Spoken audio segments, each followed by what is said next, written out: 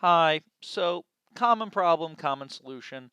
Someone comes to me and says, I've got this schedule, I've got some dates, I've got some dollar amounts, and I need to convert my dates and dollar amounts in a lease into a cash flow. I mean, it's a very simple problem.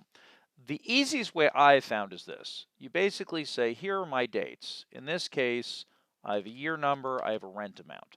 Now, this could be a year, it could be a date, because remember, if you have a date like 40,000, Excel thinks of that as a number, even if you have formatted it as a date, right? The number 40,000 is July 6th, 09. Of course, when Excel does the math, it does everything based on the number, right? The date is just a formatting issue.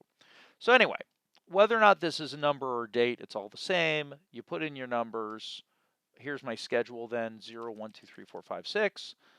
And if you look at this, what's making this work is in here, this function, it's saying, look for the value.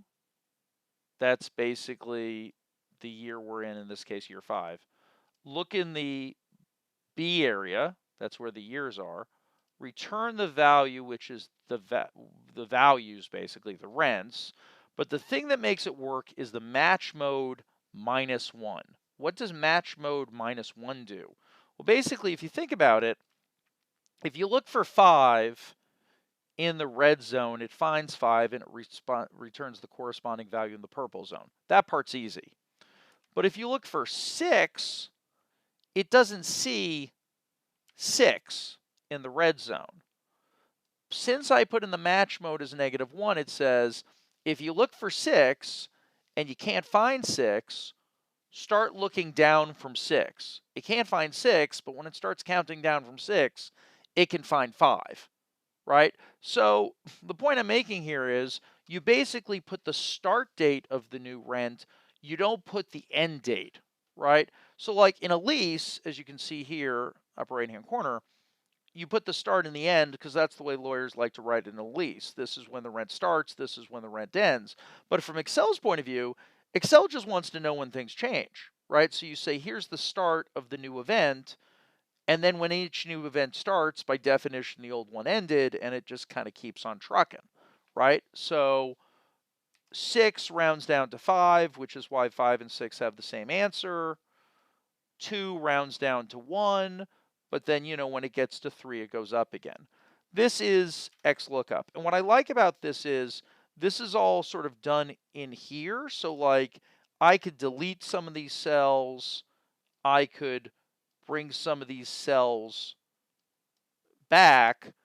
But since it's just always using the same, what's the value? What's the value? Where am I looking? And where's the corresponding answer? And round down, like you basically just build one formula and just drag it all the way across. And it doesn't matter if it's 5 years, 60 months, or 5,000 months, right? As long as you just put here the start date, the amount, and off you go. So cool. So that's an XLOOKUP, and that's how I like to build rent schedules. I'm not saying there aren't other ways to do it, but I find this to be pretty elegant, pretty flexible, and anytime I can use an XLOOKUP, it's a good thing. Hopefully you find that helpful. If you have other questions, concerns, whatever you feel like sharing, feel free to reach out. Contact info is typed out there. And you can also check out my website at kahrrealestate.com. Until I see you again, keep building better models.